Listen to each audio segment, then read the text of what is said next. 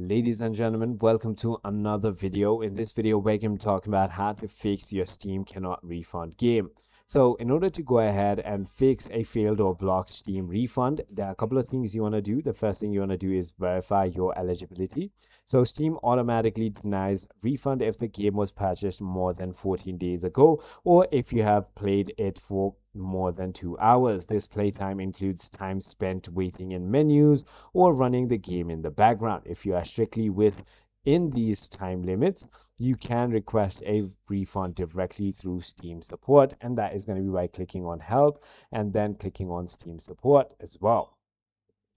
The other thing you want to do is submit a manual review. If you don't know how to go ahead and do so, I'm going to go ahead and show you exactly how you can do it. You need to simply go ahead and head into the store, and inside of your store, all you need to do is simply go ahead and click on your profile icon, and this is where you want to click on the account details.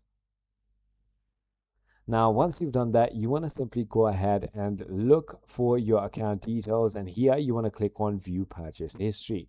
Now, this is going to show you all the games that you purchased before. You can simply go ahead and select the specific game that you purchased recently, and you can simply go ahead and click on refund. But as you can see, this game was purchased a long time ago, which means I cannot refund it.